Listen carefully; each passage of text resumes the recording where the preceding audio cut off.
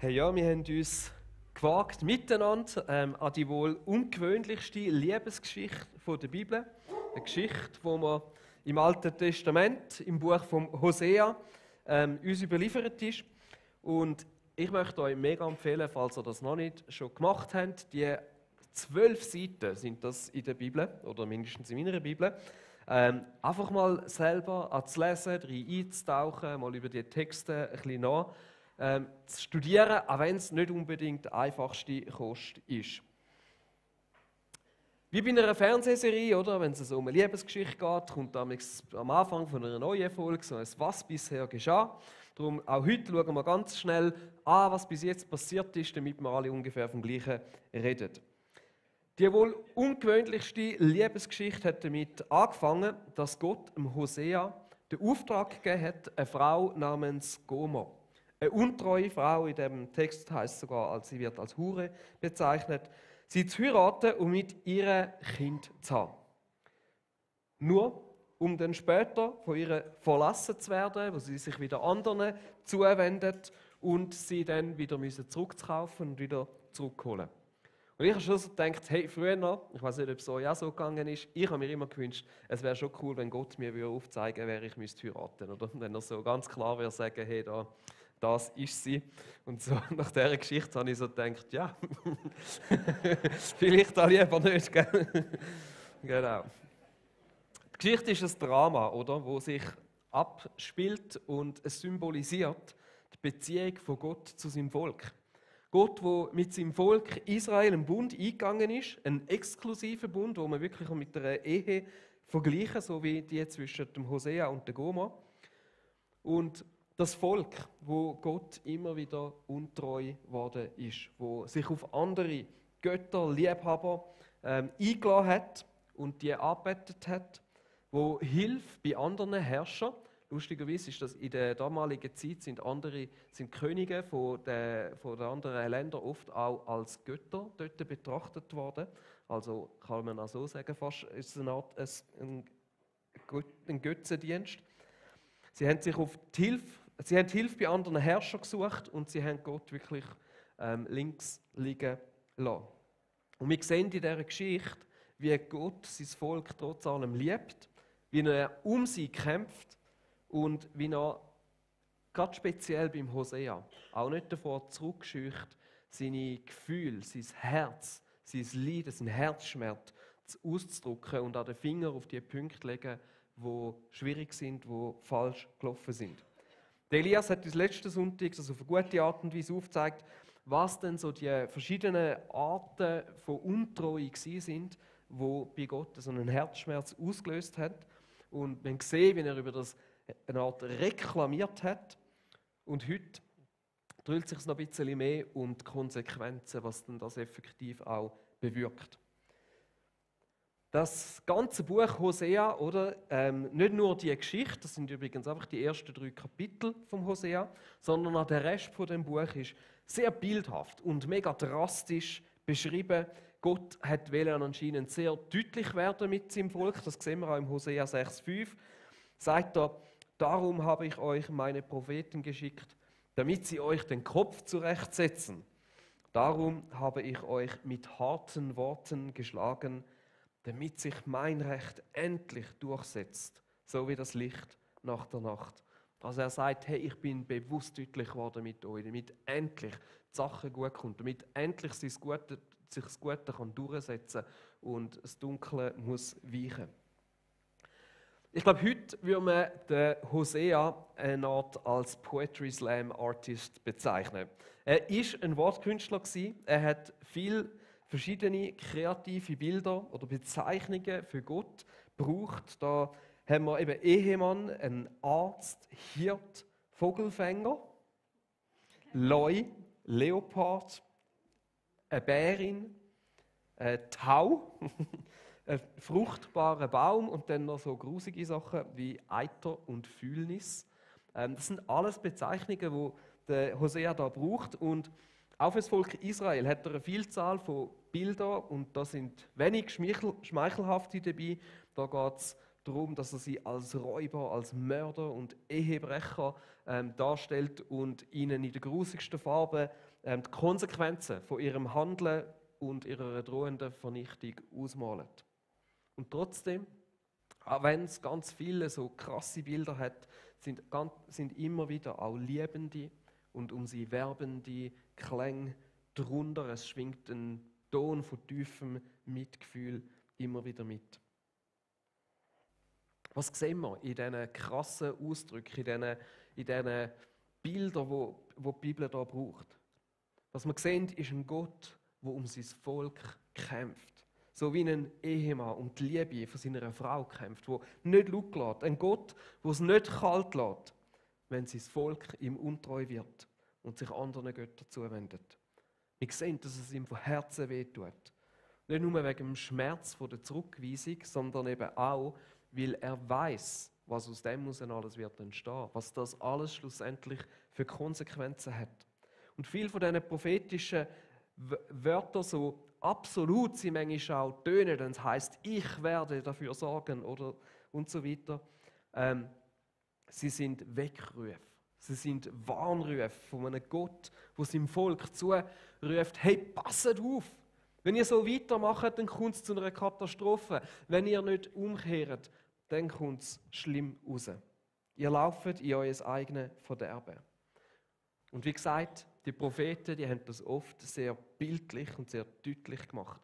Aber man muss sich vielleicht auch vorstellen, das ist ja jetzt nicht das erste Mal, wo Gott mit seinem Volk in diese Situation hineinkommt, sondern immer und immer und immer wieder sind es so Situationen gewesen. Gott hat das schon öfters erlebt.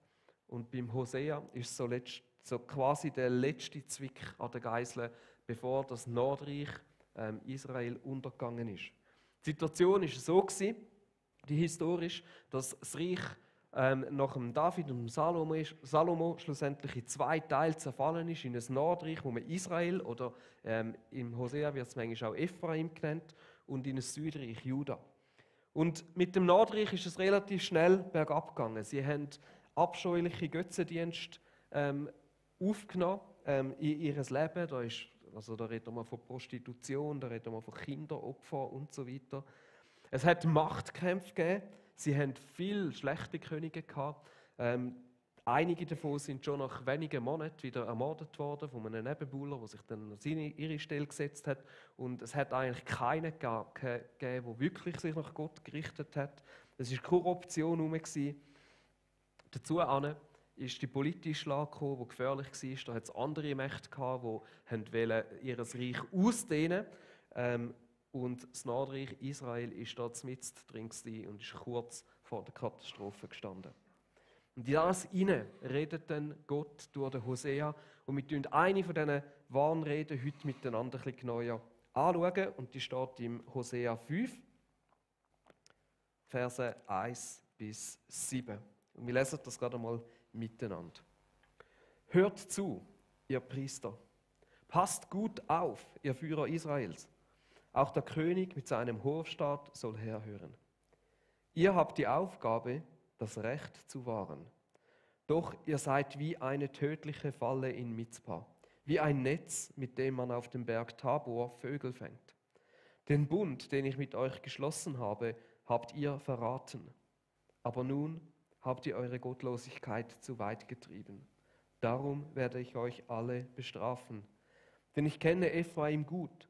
Nichts, was dort geschieht, bleibt meinen Augen verborgen. Ephraim ist fremden Göttern nachgelaufen. Israel hat sich mit seinen Taten unrein gemacht. Sie sind so in ihre Schuld verstrickt, dass sie nicht mehr zu mir umkehren können. Sie sind vom Götzendienst besessen und erkennen nicht, dass ich, der Herr, ihr Gott bin. Durch ihren Hochmut sprechen sie sich selbst das Urteil. Ihre Schuld stürzt sie ins Verderben. Auch den Bewohnern von Juda wird es nicht anders ergehen. Sie werden dann Schafe und Rinder opfern, um mich, den Herrn, gnädig zu stimmen. Aber ich werde sie allein lassen, sodass sie mich nicht finden können. Sie haben mir, dem Herrn, die Treue gebrochen und mit ihren Hurenkindern gezeugt. Darum werden sie in kürzester Zeit vernichtet mit allem, was ihnen gehört. Das sind schon noch heftige Worte, oder? Und er sagt aber da, hey, hört mir zu. Passt gut auf, was ich euch jetzt sage und zeigt ihnen auf, was alles falsch läuft. Sie haben die Aufgabe gehabt, und da wird vor allem dann auch zu den Führenden geredet, oder? Für Recht und Ordnung zu sorgen. Dafür zu sorgen, dass Gottes Gebot, wo ja uns zum Besten dienen, wo uns helfen sollen, ein Leben zu führen, das aufblüht, sie hätten dafür sorgen, dass die eingehalten werden, und stattdessen sind sie selber als Leute für andere zu einer tödlichen Falle geworden. Sie haben Gott verraten, bis hin, dass er sagt, hey, ihr habt es zu weit getrieben. Und darum werdet ihr jetzt bestraft. Wird uns ja manchmal schon ein bisschen geschmuch, oder? Wenn wir das so ein bisschen lesen, da zucken wir ein bisschen zusammen und da kommen sehr schnell so Bilder von einem strafenden Gott führen und wir fragen uns dann so, ja, und wie passiert denn jetzt das? Handelt Gott aktiv so, wie das da in diesem Text beschrieben wird? Kommt er da mit irgendwie einer Kühle und schlägt rein? Vielleicht nochmal ganz grundsätzlich, oder? In erster Linie sind das Warnrufe, es sind Weckrufe, es sind etwas, wo die Leute aufrütteln und er ihnen sagt, hey, in kürzester Zeit werdet ihr vernichtet werden, wenn nicht endlich etwas anderes passiert. Aber es ist noch nicht passiert. Und meistens bei diesen Prophezeiungen ist es noch nicht ein unumstößlicher Beschluss von Gott, sondern was er ihnen aufzeigt ist, hey, wenn ihr jetzt nicht umkehrt, dann wird das und das passieren. Wenn sie die warnenden Botschafter, die Propheten nicht ernst nehmen und umkehren. Es sind Konsequenzen, wo das Handeln vom Volk nach sich zieht. Und ich möchte heute ein bisschen anschauen, was denn das für Arten von Konsequenzen so sein können. Es gibt nämlich da unterschiedliche Arten von Konsequenzen und ein paar davon können wir schon in dem Text vom Hosea 5 erkennen. Und wenn ihr wollt, könnt ihr das auch ausschlagen, aber wir blenden es ab und zu ein. Zum einen sind da ganz natürliche Konsequenzen. Oder? Unser menschliches Handeln ist auf meine Aktion folgt im Normalfall irgendwo eine Reaktion. Im Physikalischen ist das sogar eine Gesetzmäßigkeit, wo man ganz genau kann sagen, passiert das, passiert nachher das. Und manchmal ist es ein bisschen so mit unserem Handeln, oder? Nicht so gesetzmäßig gerade. Aber wenn jemand zum Beispiel kontinuierlich immer lügt, dann ist die logische Konsequenz, dass dir irgendwann die Leute rundherum nicht mehr glauben. Das wird passieren, außer du hast immer wieder neue Leute, die aufs Neue drin hineingehen. Aber wir säen irgendwo auch ein Stück weit, was wir ernten. Wir ernten ein Stück weit auch, was wir säen. Und wenn wir uns kontinuierlich und immer wieder in unseren grossen und kleinen Entscheidungen, die wir machen, gegen Gottes Willen entscheiden, in eine Richtung entscheiden, wo nicht seine Willen ist, dann hat das irgendwann Auswirkungen.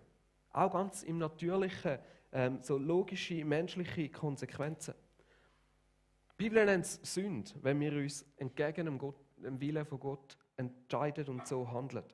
Und was wir immer wieder sehen, ist, dass aus Sünde, aus einzelnen so Entscheidungen, dass sie das Potenzial haben, dass ein ganzer Strudel, eine ganze Abwärtsspirale daraus kann entstehen. Eine Lüge zieht zum Beispiel die andere nach sich. Eine Ungerechtigkeit führt zu einer weiteren. Eine gewalttätige Tat führt dazu, dass irgendeine zurückkommt und so entsteht eine ganze Spirale. Gerade gewalttätige Kriege oder Konflikte sind oft das Resultat von so einer Abwärtsspirale von Sünde. Die eine Ungerechtigkeit oder Verletzung hat dazu geführt, dass die andere Seite zu einer Art von Vergeltung gegriffen hat. Der eine, der verletzt worden ist, verletzt den anderen und weil der dann verletzt worden ist, verletzt er wieder zurück. Und so führt Gewalt zu Gegengewalt und schlussendlich sind wir plötzlich an einem Ort, wo erbitterte Feindschaft herrscht und grenzenloser Hass. Gerade auch ein Konflikt wie der jetzt im Nahen Osten, sehen wir, ist irgendwo das Resultat aus so einer Abwärtsspirale. Beide Seiten haben so viel Unrecht erlitten und gleichzeitig aber auch selber Unrecht verursacht, dass es irgendwo eine mega verworrene Situation gibt, wo es fast nicht mehr möglich ist, irgendeinen Frieden zu finden. Und ich glaube, Sünde, wenn wir uns nicht an Gottes Willen ausrichten, hat immer etwas, wo uns ein Stück weit auch entmenschlicht. Jede Entscheidung, die uns Gott näher bringt, führt uns mehr zu dem, was es heisst, wahr wirklich Mensch sein. Und bei jeder Entscheidung, wo wir uns in eine Richtung entscheiden, die nicht Gottes Willen ist, macht es uns ein Stückchen, kann man sagen, weniger Mensch. Und je mehr, dass wir uns von Gott entfernen, desto mehr kann es sein, dass man irgendwann an einem Punkt landet, in so einem Strudel, eben dann vielleicht auch von der Entmenschlichung, wo es fast nicht mehr möglich ist, irgendwo zurückzukehren. Das sieht man mit Leuten, die jahrelang oder ihr Leben lang in einem Umfeld waren, wo sie unmenschlich behandelt worden sind, wo es irgendwann so schwierig ist, dass sie irgendwie nochmal etwas anderes aufnehmen können. Und wir sehen, dass eben so man manchmal auch an einen Punkt kann kommen, wo es wie einfach fast kein Zurück mehr gibt. Und etwas von dem klingt beim Hosea an, im Vers 4 bis 5. Dort heißt, sie sind so in ihre Schuld verstrickt, dass sie nicht mehr zu mir umkehren können. Sie sind vom Götzendienst besessen und erkennen nicht, dass ich, der Herr, ihr Gott bin. Durch ihren Hochmut sprechen sie selbst das Urteil. Ihre Schuld stürzt sie ins Verderben. Also, da wird angedeutet oder gesagt, dass sie so in ihrer Schuld und Sünde verstrickt sind, dass sie gar nicht mehr umkehren können. Selbst wenn irgendwie nicht einmal mit dem Willen irgendwo dazu aufbringen, dass sie so besessen sind von dem Götzendienst, dass sie blind dafür werden, für das Gute, für das, wer Gott ist. Und dass die Schuld, die sie sich so aufgeladen haben, sie ihres eigenen Verderben stürzt. Das sind irgendwie so die natürlichen, kann man sagen, oder die, ganz normal ist es nicht, aber die tragischen Konsequenzen von ihrem eigenen Handeln, wo da irgendwo auf sie dann zutreffen. Nicht von einem einzelnen Fehler, oder? Sondern von einem dauerhaften sich abwenden von Gott. Wenn wir im Bild von der Ehe sprechen, dann können wir das mit den Konsequenzen davon vergleichen, wenn von dem, was in einer Ehe passiert, wenn immer wieder das Vertrauen zerstört wird. Wenn sich jemand immer wieder missbräuchlich verhaltet in einer Ehe, das Gegenüber nicht wertschätzt, so eine Ehe wird nicht aufblühen. So eine Ehe wird kaputt gehen, beide werden darunter leiden und es kann sein, dass es irgendwann sogar in Feindschaft endet. Ich glaube, viele von diesen angedrohten Strafen im Hosea sind eigentlich nichts anderes als das. Auch wenn manchmal beschrieben ist, dass Gott so quasi der direkt Handelnde ist, so sind sie doch oft auch einfach die natürlichen Konsequenzen vom Handeln von dem Volk oder von seinen Regierungen, wo da irgendwann mit ihnen sie aufholen und ereilen. Jetzt gerade bei vielen Gerichtsandrohungen im Hosea geht es um eigentlich nichts anderes als das. Ich habe vorher schon gesagt, in dieser Zeit hat das Nordreich und das Südreich sind schon länger getrennt gewesen. Mit dem Nordreich ist es wirklich bergab gegangen. Und anstatt auf Gott zu vertrauen, hat dort das Volk Israel sich immer wieder versucht, mit diesen verschiedenen Mächten irgendwo zu verbandeln. Sie sind von den Assyrern eingenommen worden, es hat Ägypter noch gegeben, dann hat es kleinere Völker gegeben. Und eigentlich hätten sie müssen nach Syrien Tribut zahlen, hätten eigentlich gar nicht so schlecht können leben. Aber immer sobald Assyrien vielleicht irgendwo noch jemand anders ein bisschen mehr Heer aufgestellt hat, haben sie die Idee gehabt, hey, komm, wir probieren uns von ihnen zu lösen, haben angefangen, sich mit anderen Mächten zu verbandeln, haben gedacht, komm, wir können uns auflehnen, wir zahlen kein Tribut mehr. Und so ist das hin und her gegangen. Sie sind untreu geworden an Assyrien, sie haben ihr Wort nicht gehalten, was sie versprochen haben. Und der Schuss ist nach hinten losgegangen. Sie sind wieder besiegt worden von den Assyrern und irgendwann haben die keinen Bock mehr auf die Spiele und haben Israel deportiert, die ganze Bevölkerung oder ein Großteil der Bevölkerung, und das Nordreich ist zerstört worden. Und der Hosea, hat das wahrscheinlich sogar noch miterlebt oder hat mindestens die letzten Jahre, bevor es so weit gekommen ist, miterlebt und eigentlich die undankbare Aufgabe gehabt, das Nordreich in seinem Todeskampf zu begleiten und immer wieder darauf hinweisen, dass es nicht hätte so weit kommen und dass eigentlich sie doch umkehren sollten. In dem Sinne sehen wir aber auch, das ist nicht die einzige, es ist nicht alles einfach nur natürliche Konsequenzen. Und wir überlegen uns vielleicht auch, ja, aber Gott hätte ja auch eingreifen können, oder? Er hätte ja sein Volk retten können, hat er an anderen Stellen auch schon gemacht. Und das ist vielleicht das Nächste, oder? Es gibt irgendwo auch einen Punkt, an dem sich Gott nicht mehr schützend hinter sein Volk stellen kann. Auch das können wir so herauslesen in dem Text im Vers 6. Heißt dann, sie werden dann Schafe und Rinder opfern, um mich, den Herrn, gnädig zu stimmen, aber ich werde sie allein lassen, sodass sie mich nicht finden können. Also wir sehen, das Volk wird zwar versuchen, nach dem Gott zu opfern und zu sagen, komm, wir versuchen das noch. Das haben sie übrigens auch mit allen anderen Göttern probiert. Und innerlich sind sie schon so weit von Gott weg gewesen, dass ihr Herz gar nicht mehr wirklich bei der Sache war. Sie haben einfach noch alles irgendwo versucht. Und die Konsequenz davon war, oder kann eben in so einem Moment sein, dass Gott sich zurückzieht und sagt, ich überlasse das Volk sich selber, diesen natürlichen Konsequenzen, und ich stelle mich nicht mehr aktiv schützend über sie. Es kann sein, dass Gott an einen Punkt kommt, wo er die Sünde von seinem Volk einfach nicht mehr dulden kann. Einfach nicht mehr sagen, hey, ich kann da nicht mehr meinen Segen dazugeben. Ich kann da nicht mehr meine Hand schützend über das Volk heben, wenn ihr so unterwegs sind.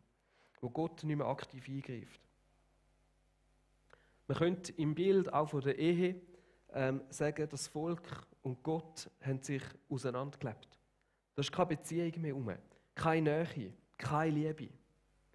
Nicht von Gottes Seite, das ist das, was wir immer wieder sehen, aber mindestens von der Seite vom Volk aus. Sie haben sich auseinandergelebt mit ihrem Gott. Und Gott ist nicht ein Gott, der sich uns aufzwängt. Oder? Wenn Menschen ihren eigenen Weg gehen, dann lässt er sie manchmal auch. Oder nicht nur manchmal, er lässt uns. Wir haben da die Freiheit zum Entscheiden. Es gibt aber noch eine dritte und letzte Art der Konsequenz. Nämlich dann, wenn die Ungerechtigkeit oder das Leid ein Maß erreicht, wo Gott auch nicht mehr einfach wegschauen kann. Wo Gott nicht mehr einfach kann sagen, okay gut, ich ziehe mich zurück, sondern wo er sagt, hey, da ist so viel Böses herum, ich muss mich dem aktiv entgegenstellen, damit nicht noch mehr Unheil angerichtet wird, damit nicht noch mehr Leute darunter leiden. Es gibt anscheinend einen Punkt, ein Maß an Sünde, das ist auch etwas, was wir bei den Propheten immer wieder sehen, was heisst, das Maß ihrer Sünden ist voll, wo Gott selber eingreift, um der Sache ein Ende zu setzen und zu sagen, jetzt ist genug, jetzt muss etwas passieren. Auch das sehen wir da in den Versen 1 und 2. Ihr habt die Aufgabe, das Recht zu wahren, doch ihr seid wie eine tödliche Falle in Mizpah, wie ein Netz, mit dem man auf dem Berg Tabor Vögel fängt. Den Bund, den ich mit euch geschlossen habe, habt ihr verraten. Aber nun habt ihr eure Gottlosigkeit zu weit getrieben. Darum werde ich euch alle bestrafen. Wie gesagt, es ist in dem da spezifisch um Priester und um Führer von Israel gegangen. Und Gott sagt, hey, ihr seid zu einer tödlichen Falle geworden. Eure Aufgabe wäre gewesen, für Recht und Ordnung zu sorgen, für soziale Gerechtigkeit im Umgang mit Witwen, mit Waisen und mit Armen. Und stattdessen sind ihr zu einer tödlichen Falle geworden. Ihr habt sie verraten, ihr habt sie ausgenutzt, ihr habt euch bereichert über die Armen. Dazu ist der ganze Götzendienst gekommen, oder? Wo es heisst, sie haben ihre Gottlosigkeit so weit getrieben, dass es irgendwo zu viel war, dass zu viel auch Böses daraus entstanden ist. So weit, dass Gott nicht mehr hat können einfach zuschauen und gesagt hat, hey, ich stelle mich dem aktiv entgegen. Und ich glaube, er macht das in erster Linie auch zur Schadensbegrenzung. Nicht, weil er einfach findet, so und jetzt müssen wir darüber richten und jetzt ist nicht mehr gut, sondern er macht das dort, wo er das Gefühl hat, hey, oder wo er merkt, jetzt ist die Spirale an einem Punkt angelangt, wo jemand muss eingreifen muss, wo jemand muss machen, wo jetzt das Böse, wo da herrscht, nicht mehr darf, einfach frei um sich greifen. Er greift ein, damit es eben vielleicht wieder eine Chance auf Veränderung gibt. Er macht das, damit nochmal etwas passieren kann. Er befreit damit die Menschen, die unter dem Bösen leiden, die dort drunter kommen. Ich kann mir vorstellen, dass auch gerade in der heutigen Zeit so ein abgrundtief sitzender Hass etwas ist, wo Gott sich entgegenstellt. Wo wie sagt, hey, es kann nicht sein, dass das regiert. Und die Auswirkungen von dem sind so schlimm, da muss man sich entgegenstellen. Jetzt gerade im Hosea, auch da, oder, werden wieder enorm drastische Bilder ausgemalt, wie das passieren soll. Da wird Gott als ein Loi beschrieben, wo Israel angreift, wo ihn als wo Israel als Beute verschleppt, im Hosea, auch im Kapitel 5, 14 bis 15. Konkret ist es nachher ein fremder König gewesen, der eben Israel besiegt hat und die Bevölkerung verschleppt hat. Oder auch da, es ist wieder ein Bild, in diesen Texten sind unglaublich viele Anspielungen auch auf andere Texte, auf andere Geschichten von früher. Er war wirklich ein brutaler Künstler gewesen, der Hosea. Aber wir sehen, wie Gott sich da dem auch entgegengestellt hat und in dem Sinne manchmal auch andere Völker als sogenannte Gerichtsvölker benutzt hat, um Gerechtigkeit wiederherzustellen. Das sind 3 so verschiedene Arten von Konsequenzen, oder die natürlichen Konsequenzen, wenn sich Gott anfängt zurückzustellen oder wenn Gott dann aktiv anfängt eingreifen. Und vielleicht habt ihr auch gemerkt, die verschiedenen Arten von Konsequenzen, die fließen manchmal so ein bisschen ineinander über. Und es ist nicht immer so eindeutig zu sagen, ist jetzt das aktives Handeln von Gott oder ist jetzt das irgendwie eine Auswirkung von den natürlichen Konsequenzen. Und ich glaube, das Ziel muss auch nicht sein, dass wir über das entscheiden, sondern ich glaube, der Punkt drinnen ist, unser Handeln hat irgendwo auch Konsequenzen und auch selbst Gott ist es irgendwann zu viel. Und er greift ein zum Schutz von denen, die unter dem leiden. Jetzt die Frage ist gleich noch so ein bisschen offen, oder wenn wir das so anschauen, kommen wir mal schnell so in Dings, wo wir uns fragen, ist denn Gott ein strafender, zorniger Gott? Rastet er irgendwann aus? Und ich würde so antworten, Gott kann strafen, das ist etwas, was wir in der Bibel ganz deutlich sehen, eben gerade dann, wenn er sich dem Unrecht und dem Bösen aktiv entgegenstellt. Und es gibt auch einen göttlichen Zorn über Ungerechtigkeit, über Leid, über Menschen, die Sünde in ihrem Leben haben, die sich von dem entfernen, wo Gott denkt hat, wer sie sein sollen. Aber wir dürfen den Zorn und die Strafe nicht als ein unkontrolliertes «Jetzt platzt mir der Kragen von Gott», wo er irgendwie grün wird wie der Hulk und ausrastet und sich nicht mehr im Griff hat, anschauen. Das wäre ganz ein komisches Gottesbild. Ich glaube, Gott hat keine unkontrollierten Gefühlsausbrüche. Sondern wenn, dann ist es immer, es ist eine ganz andere Art von Zorn oder Wut, sondern es ist eine gerechtfertigte Zorn über das Böse und seine Strafe sind die richtigen Konsequenzen für das, was passiert ist. Ich glaube, was mega wichtig ist zu wissen, dass dahinter immer Gottes Liebe zu seinem Volk steht und Gottes Liebe zu allen Menschen. Gottes Warnungen und Ankündigungen sind ein Ausdruck von seiner Liebe und davon, dass er eben genau nicht möchte, dass es so weit kommen muss. Es ist ein Aufruf, ein Schrei von Gott, wo er sagt, passet auf, wenn ihr jetzt so weitermacht, dann werden euch schlimme Konsequenzen ereilen. Ich weiß es, weil das eine führt zum anderen und aus dem einen Bösen kommt nicht irgendwann plötzlich etwas Gutes. Auch die vielen eben emotionalen Abschnitte im Hosea sind nicht ein endgültiges, unumstößliches Gerichtsurteil, sondern es ist Gottes Ringen um die Menschen. Es ist seine Warnung.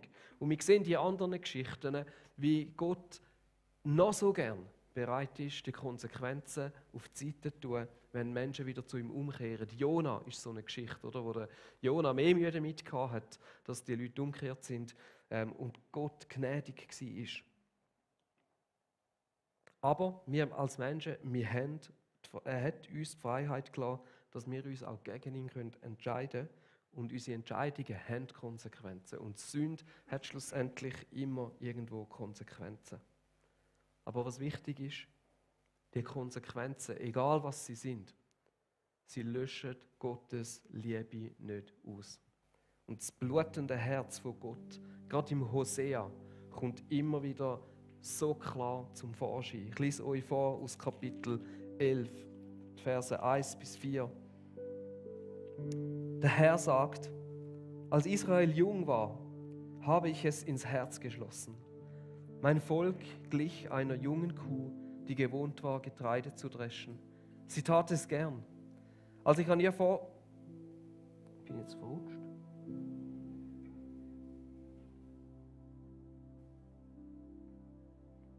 Ich bin irgendwo verrutscht. Ah ja, da.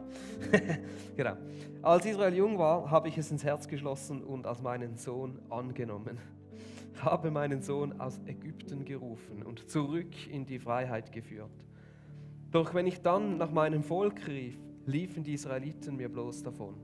Sie opferten den Götzen und brachten ihren Götterfiguren Räucheropfer dar. Dabei habe ich Ephraim doch das Laufen gelernt und ihn immer wieder auf meine Arme genommen, wenn er fiel. Aber die Menschen in Israel haben nicht erkannt, dass ich es war, der ihnen Gutes tat und sie heil machte. Mit Freundlichkeit und Liebe wollte ich sie ihren Weg führen. Ich habe ihnen ihre Last leicht gemacht, wie ein Bauer, der seinem Ochsen das Joch hochhebt, damit er besser fressen kann, ja, der sich bückt, um ihn selbst zu füttern. Ich lese einfach weiter. Trotzdem weigern sie sich, zu mir umzukehren. Sie bitten lieber die Ägypter um Hilfe. Deshalb soll nun der assyrische König über sie herrschen. In ihren Städten wird das Schwert wüten, es trifft die Orakelpriester und macht ihren falschen Ratschlägen ein Ende. Mein Volk ist mir untreu und davon lässt es sich nicht abbringen. Sie rufen zu ihren Götzen, doch die können ihnen nicht helfen. Ach, wie könnte ich dich im Stich lassen, Ephraim? Wie könnte ich dich aufgeben, Israel? Sollte ich dich vernichten wie die Städte Adma und Zeboim? Nein, es bricht mir das Herz. Ich kann es nicht. Ich habe Mitleid mit dir. Mein Zorn wird dich nicht wieder treffen. Ich will dich nicht noch einmal vernichten, Ephraim, denn ich bin Gott und kein Mensch. Ich bin der Heilige, der bei euch wohnt. Ich komme nicht, um euch im Zorn zu töten. Alle meine Kinder werde ich zurückbringen, die man aus diesem Land verschleppen wird. Ich werde ihnen vorangehen und brüllen wie ein Löwe. Sie werden mir folgen und mit Zittern zurückkehren über das Meer im Westen, aus Ägypten und Assyrien. Sie werden kommen wie Tauben, die herbeifliegen. Dann lasse ich sie wieder in ihren Häusern wohnen. Das verspreche ich, der Herr.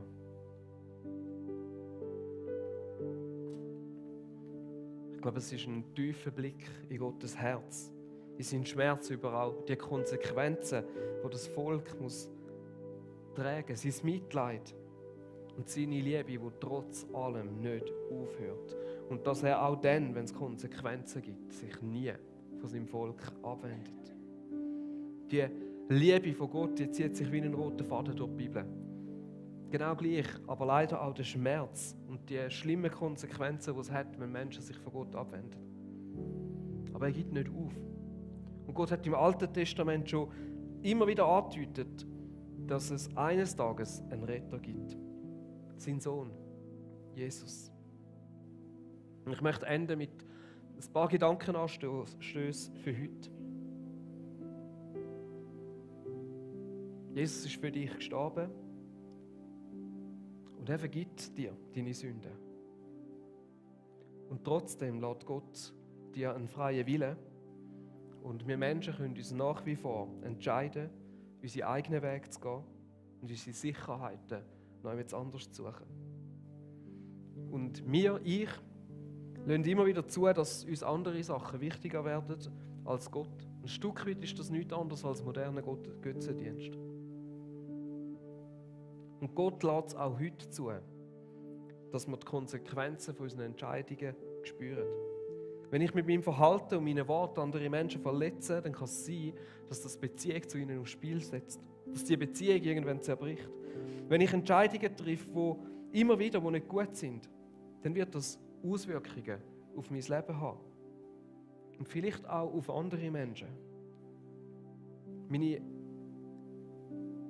Entscheidung, mein Handeln kann meine Familie beeinträchtigen. Es kann eine Auswirkung darauf haben auf die ganze Kirche. Es kann eine Auswirkung darauf haben auf dort, wo du schaffst. Und im Fall von Hosea sehen wir, unser Handeln kann auch Auswirkungen haben auf ganze Völker. Aber es kann auch Auswirkungen haben auf unsere Beziehung mit Gott.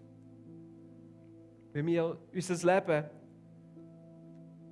unserem Leben nicht um ihn kümmern, die Beziehung mit ihm nicht pflegen, dann hat es Auswirkungen auf unsere Beziehung mit Gott. Und es kann sein, dass wir uns mit ihm auseinanderleben, dass die Nähe zu ihm verloren geht. Aber ich möchte dir heute auch zusagen, es hat nie eine Auswirkung darauf, wie sehr das Gott dich liebt. Es hat nie eine Auswirkung darauf, dass er sich nichts Sehnlicheres wünscht, als dass du dich ihm wieder neu zuwendest. Dass er alles, was dich von ihm trennt, all deine Sünden vergibt. Ganz egal, was es war. Weil das ist die Botschaft vom Evangelium. Jesus ist gekommen und hat am Kreuz gezeigt, dass er bereit ist, alles aus dem Weg zu räumen, was uns von Gott trennt, wenn wir uns ihm wieder zuwenden. Das ist Gnade. Ich glaube, der Heilige Geist wird uns immer wieder auch neu aufzeigen, gerade wenn wir ihn auch bitten, wo dass wir uns auf eigene Wege verirrt haben. Und selbst wenn unser Handeln Konsequenzen hat, selbst wenn wir die Konsequenzen tragen müssen, dann ist Gott bereit, mit dir durch die schwierigsten von diesen Konsequenzen durchzugehen. Ich habe 2 Action Steps, 2 Sachen, die wir uns heute Morgen vielleicht auch einfach fragen und uns überlegen können. Das eine ist, du kannst den Heiligen Geist bitten, dir aufzuzeigen, wo es vielleicht in deinem Leben Bereich gibt, wo du Gott abgelehnt hast oder wo du dich auf eigene Wege verirrt hast. Das Zweite ist, wenn du merkst, dass du und Gott dich vielleicht irgendwie auseinandergelebt haben. Hey, egal wie weit du dich von ihm entfernt hast, seine Liebe zu dir, die bleibt bestehen. Und er freut sich und er wünscht sich nichts Ähnliches, als dass du dich ihm wieder neu zuwendest. Vielleicht ist heute der Tag und du merkst, dass du dich von ihm entfernt hast, um sich ihm wieder ganz neu zuzuwenden. Ich möchte beten. Ihr könnt die 2 Fragen mitnehmen. Ich bitte euch zum Aufstehen für das Gebet. Ja, Heiliger Geist, ich danke, dass du in uns lebst. Dass du uns nie allein lässt, egal was wir machen. Und Jesus, du siehst, wo dass wir vielleicht auch Konsequenzen von unserem Handeln schon irgendwie haben müssen erleben oder wo dass wir es sehen, vielleicht auch weltweit, wie Sachen immer wieder passieren.